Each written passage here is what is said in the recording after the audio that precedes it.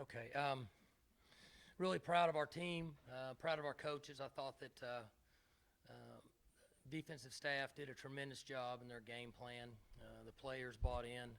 We reduced their reps and practice time this week considerably to try to keep them fresh. It worked for us. Sometimes it works, sometimes it doesn't. And just really proud of the guys for being able to run him down some and make some plays. Offensively, we were able to get the deep ball thrown. We felt like that would be our advantage going into the game. Try to offset it as much as possible, rushing the ball and get the ball thrown down the field and try to get our receivers on the defensive backs and make plays. It worked out for us. And Mason did a great job reading, getting the ball distributed to the people that we needed to. JW was able to come in and run his package and be effective at that point in the game. So it's obviously a great win for us. I was really proud of everybody in the program. I thought the fans were tremendous, the stadium, the noise level, and it was a great day and a great evening for college football. So we enjoy this one and move forward and go back to work tomorrow. Mike, what were your thoughts? You got Washington deep for the first time. When you got him deep just a minute or two later, same kind of play, did you think, hey, this might be our day? Well, we felt like that there was an advantage the way that they were defending us and singling him up, and we think we have a few guys that can make some plays there, and he certainly has got some ability to run down the field and make a play, and so it worked out for us. And discussions we had during the week, and you don't know if it's always going to work, but it just happened to work in this game. Mike, they had more than twice as many offensive plays as you did, and more than 200 more yards than you did. I guess it's just how you drew it up. Well, we had a lot of big plays. So, 110 plays, and we had 50. And obviously we probably gave him 100 yards at the end of the game, but it all counts. It doesn't make any difference. I don't know that we're able to think we could hit that many big plays, but, there's give and take in coverages and defense and scheme and so on and so forth. And so we just felt like that would be our advantage. How much did you said that your defense would play better. You said this last week in Lubbock. How much did last week carry to this week? You wanted to show that some guys hurt, whatever, that you would play better because you did. Well, I had confidence in I had confidence in our defense's ability to make plays, and we played base defense and ran to the football. There wasn't anything special what we did. Some minor things, X and O's wise, but and I said this to you guys that he's played 20 games essentially in Doug's offense. And so if there was an answer from a scheme standpoint, somebody would have already used it. The answer is to run and chase the ball down and tackle in space, in our opinion. And so we felt comfortable with our team speed, and that I used the Kevin Durant example that just don't let him have 50 points, hold him to 25, and that's what they did tonight. How crucial was it that Kevin Peterson and Ashton Lampkin made it back for you guys to contain him? Well, it's real important that we have enough depth, and we had 110 plays. And we have guys that can play, but when you chase them around for so long, eventually it's going to wear you down. Now, I think toward the end of we had 10 minutes left to go in the game, I think both their offense and our defense were both tired. They weren't moving as fast, and so obviously they had 110 plays. So it kind of wore those groups down. But I've said this a lot, that I think Rob Glass is the best in the country at what he does, and it shows up in these games. The physical condition, the cardiovascular shape our team's in, and our nutrition, and it's worked out well for us up to this point. Did you get to see a replay of the Peterson goal line stand play where he finished and grabbed Wickham by the shoulders and pulled him back? It was on the other side of the field. I didn't get to see it. Of all the plays he's made in coverage over the years, that was as big a play as he's ever made, and that was just on the run stuff.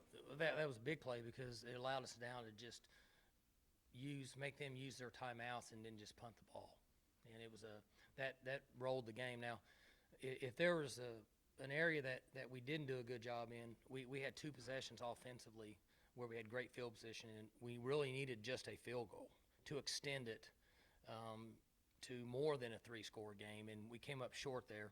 That was the only area in the game that I was disappointed with. We should have been better at that time, but. Sure. After a 7-minute possession was kind of the final piece, wasn't it? You know, it goes back to the reps and saving their legs and cardiovascular shape, and hopefully that's working for our guys that can play hard. And we've rolled a lot of players throughout the season, and you know, when you get into this part of the season, everything starts to add up. How big was it that at one point they went for the first half, it was like 4 to 12. They throw the end zone, don't get it. 2 plays later, 8, and whether it's a busted coverage or whatever, goes deep for 75 yards. How big a momentum shift is that just for the It was big. I mean, at that time, we had tried to run by them earlier and didn't hit it, so we came back and tried to do it again, and it worked out well for us. You know, we had a formation set up where we cross-motioned, and most defenses have to exchange responsibilities in cross-motion, and then we cross the receivers after we cross-motioned. And you have to give Mason credit. Mason did a good job of seeing it and getting the ball thrown down the field. Pre-game, Robert Allen said on the radio that Jimmy Bean tore his ACL and is out for the year. When did you guys learn that news, and was that kind of an emotional blow to deal with in preparing for this game? Well, it's emotional that he was injured and not able to play. He's done so much for our team, and we hated that he wouldn't be able to play with his injury. But we had to put another guy in. You know, that's what happens. You get guys injured in this game. This is a violent game, and that's, as I said before, that's why I always have respect for the players, no matter what happens in the game. The guys that go out there and play this game, they deserve that respect because of what happens. And you'd like for him to be able to rally, but there's nothing you can do at this time. We got to put another guy in. Like linebackers, seems like you guys have a lot of depth at defensive end. Do you like how Owens and Clark and some of those guys perform there? They're playing well. Obviously, Chad Whitener's making plays for us, and his role has increased considerably now that that Ryan's not with us. But he's in the right spot. He's a savvy football player. His football IQ is extremely high, and Jarrell Owens is a 264-pound defensive end, and he runs really well and is learning to play the game. 94 is coming in and making some plays for us. Trace Clark's making some plays for us. You know, those defensive guys had a lot of work today, and you know, they continued. 17 made plays. You know, he got one. They made a catch on a touchdown one, but his coverage was decent, and other than that, he was in really good shape for the most part of the day. You mentioned Chad being savvy. What did you think of him dancing on the goal line there after the interception? I didn't see it. That made me. I wish you wouldn't have told me. But I was unaware of that. I told the team that they play with a tremendous amount of emotion and passion in this game, and it's so hard to get them off the field when they're playing at that level. They're playing to the crowd. The crowd's going crazy, and that's the good part about college football. You know, that's why it's so special. Wasting clock. Along the line there. Yeah, he's got good hands, so we probably should be using him on offense. How you produce all these turnovers? You've been talking about it since going back to last spring, wanting to turn people over. You got 4 today, Whiteman 2 picks. I just think we have decent team speed. I think we can run to the ball, and you know, our goal is to try to keep these guys fresh and where they can run fast. And the more times that you're in the area where the ball is, then you got a better chance of getting a turnover. So how do you think this will be received by the people on that committee, media nationally, whomever? You know, we get to play next Saturday, so it's really a non-factor. We're going to line up, and you know, I've said this from the start of the season, is that, you know, we're just a good team. We can't waste tomorrow, and so if our guys look past tomorrow's practice, then you're vulnerable at any time. You know, we got to travel on the road and play. Paul's doing a great job up there at Iowa State, and they're playing really good right now, so we'll have our hands full. But we get to line up and play on Saturday. We just need to be a little bit better than them next Saturday each week. This game coinciding with the release of the first playoff rankings. You mean last week? Well, yeah, I mean, yeah, this week, whatever. Do you feel like it's a statement that Oklahoma State made a statement today? I mean, it really doesn't matter because we get to play again on Saturday, and that's been our approach.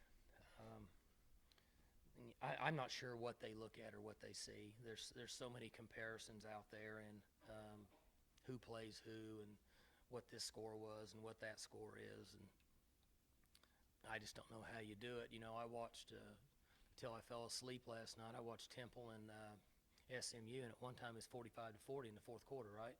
So, you know, you have one team there that's 7-1 or whatever their record was. One team's 1-7. So where does that put them in the big picture? I don't know how anybody even makes those decisions. We just got to go play the next Saturday. Game in which your punt coverage team made more plays, meaningful plays on field position than today. Kicking it in, covering it, and everything. Zach was excellent, and the coverage guys were excellent. And we have spent a considerable amount of time working on what you would call a pooch punt, down the ball inside the 10.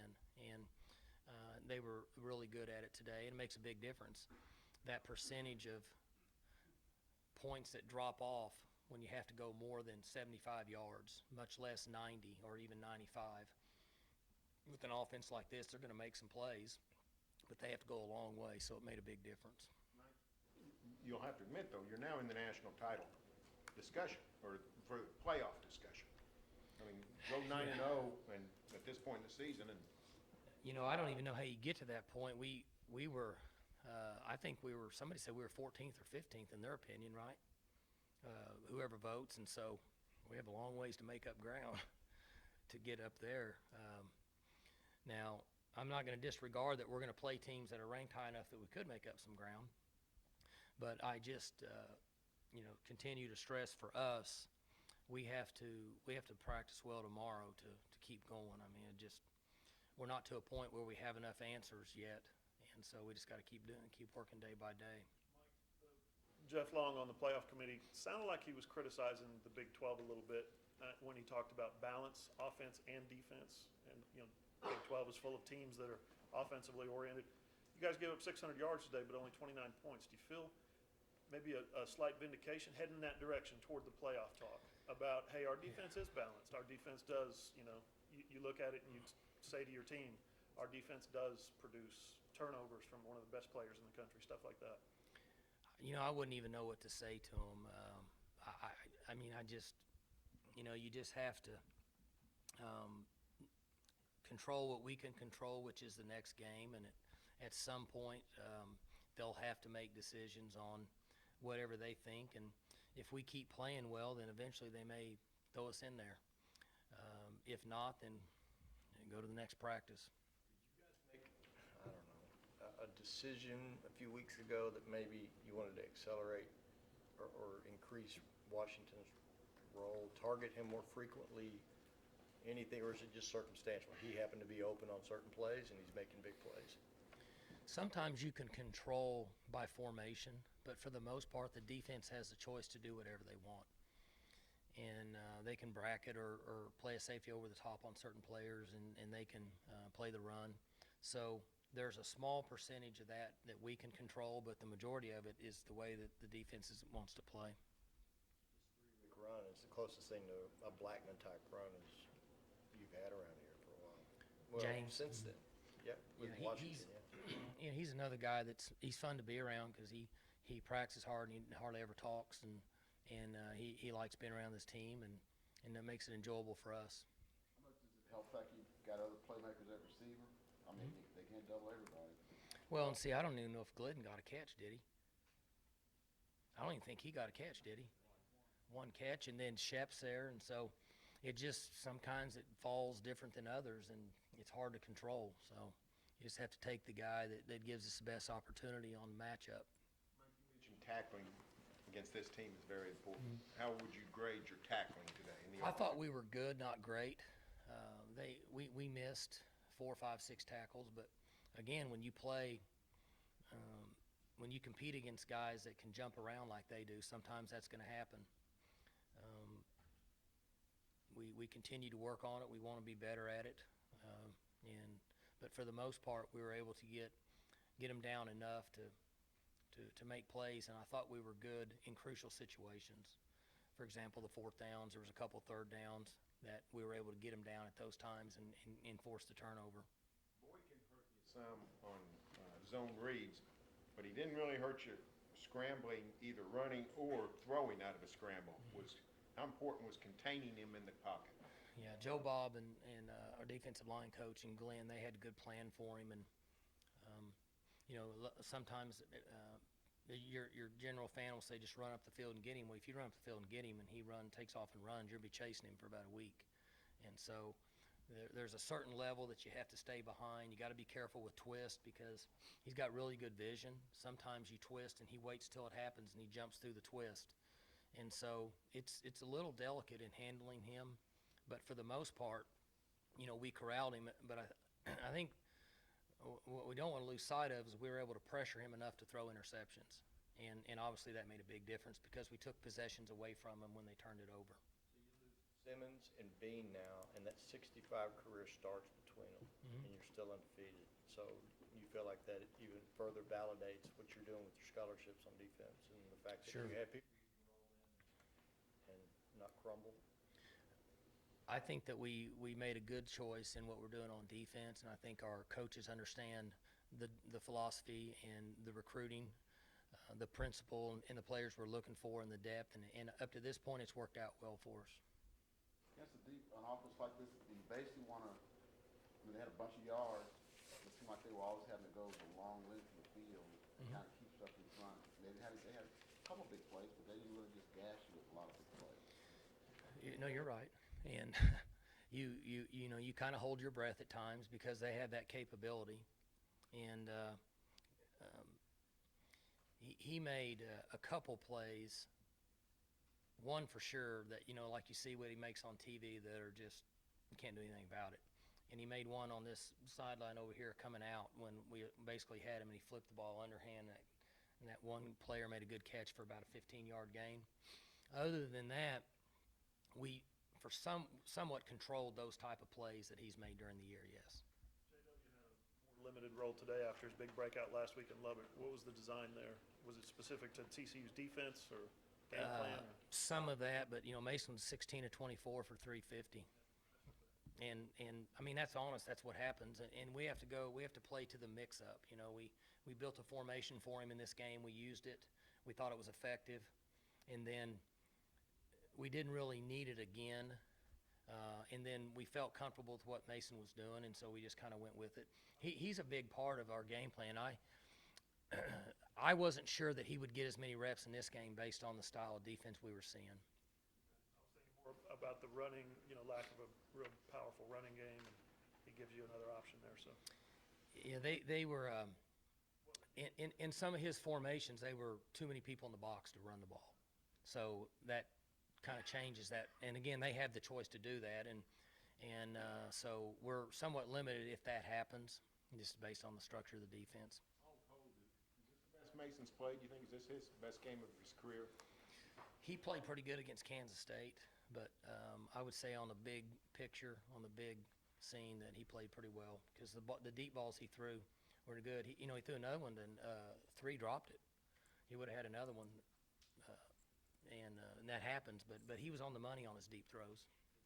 First game, I think, that you haven't had a turnover, no turnovers today. Which KU, no turnovers? Had one the last 3 weeks, I think. Okay. But I mean, that's a massive factor if you're going to get 4 picks and not commit a turnover. No doubt.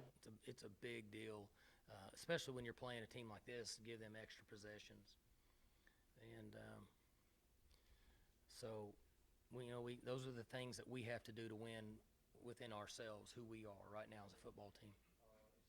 Sudden realization to you because you're living it every day, but you lose 5 in a row last year and you haven't lost since. Now you're at 11. You take another 11-game win streak to Ames. Do you marvel at all at such a dramatic flip from what was a year ago this week to what is today? Well, I'm obviously proud of the organization. I'm not going to say that I don't think about the strides that we've made over the last 9 months, or however long it is, 12 months.